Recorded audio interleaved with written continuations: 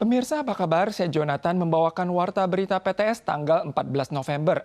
Dalam rangka menanggulangi krisis pekerja parah dalam sektor perawatan jangka panjang, Organisasi Pekerja Global Taiwan untuk pertama kalinya meluncurkan program pelatihan layanan perawatan residensial 90 jam untuk melatih keterampilan para perawat migran Indonesia. Siswa yang lulus ujian akan memperoleh ijazah kelulusan layanan perawatan residensial sehingga memiliki kesempatan untuk menjadi pengasuh yang diutus ke rumah pasien, yang programnya akan dibuka di masa depan.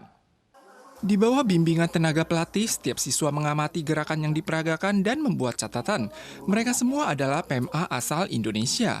Ada yang ikut bimbingan untuk mempelajari gerakan keperawatan yang akurat, ada pula yang diutang gaji oleh majikannya sehingga mengikuti ujian untuk memperoleh sertifikat kelulusan dan berharap dapat mengganti pekerjaan dengan mulus.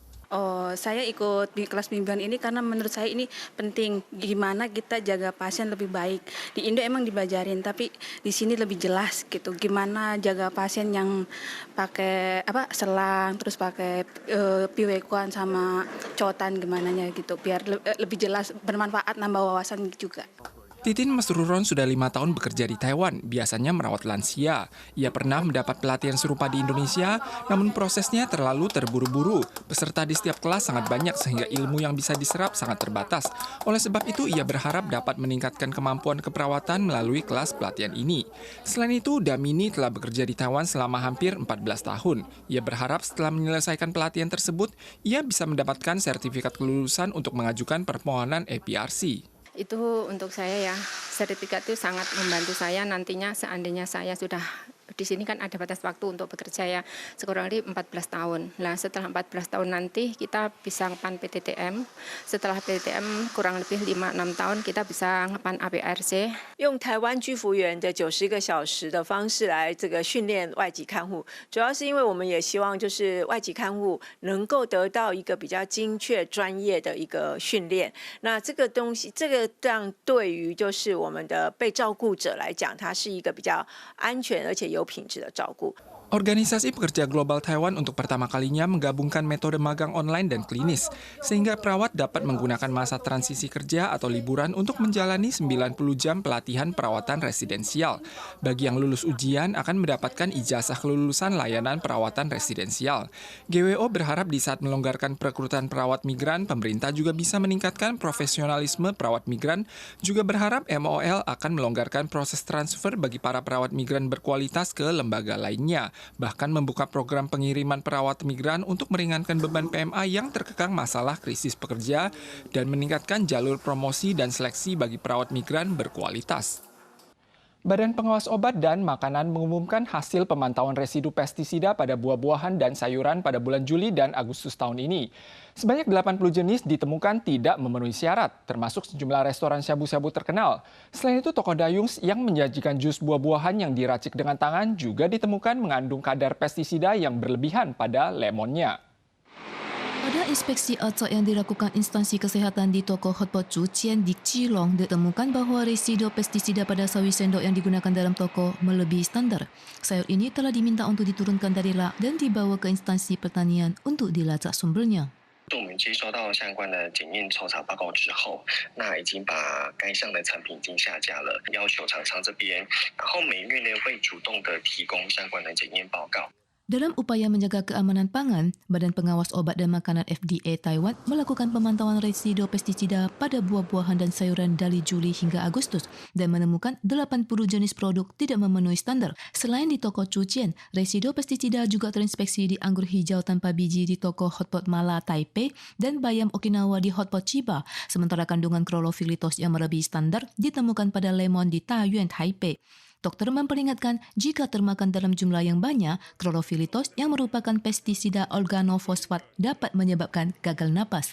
民众不小心大量误喝陶氏松，有时候也很危险。有时候一来的话就大小便失禁、流眼泪、流口水，那甚至有呼吸衰竭。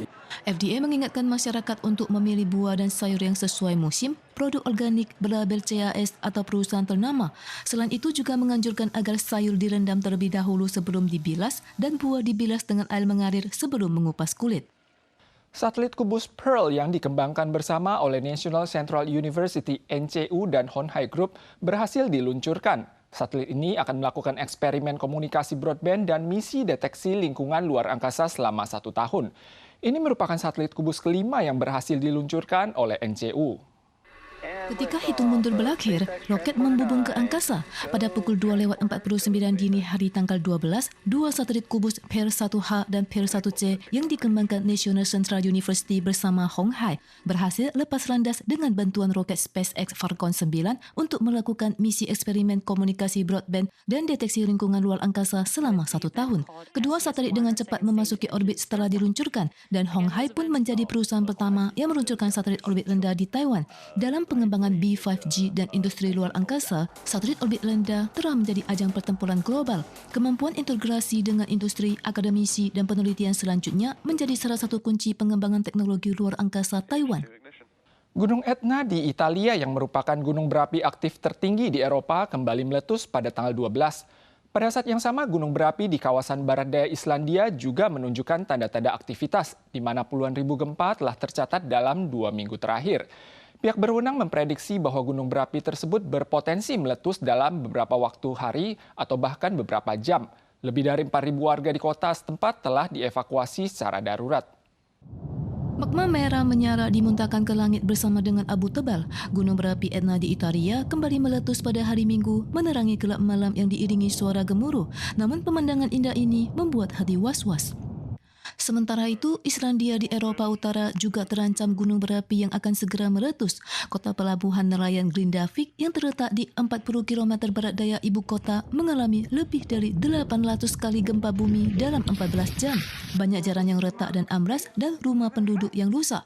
Pihak berwenang menilai keaktifan magma bawah tanah melebihi sebelumnya di mana telah mencuat dari kedalaman 5 km menuju 800 meter di bawah permukaan tanah sehingga mengadakan evakuasi darurat untuk 4.000 warga setempat di akhir pekan. Semenanjung Reykjanes yang terletak di barat daya Islandia telah mengalami 3 kali letusan dalam 3 tahun terakhir. Di masa lalu, magma yang meluap melalui retakan permukaan tanah membentuk air mancur kecil menjadi fenomena unik yang menarik banyak wisatawan mancanegara dan mereka bahkan piknik di samping gunung berapi dan terkadang juga menggoreng telur dengan magma. Namun pakar menilai bahwa meskipun retakan lava sepanjang 15 km dari daratan menuju lautan telah terbentuk, setiap lokasi di atas retakan berpeluang menjadi titik semburan magma dan jika meletus di darat akan menimbulkan dampak yang serius.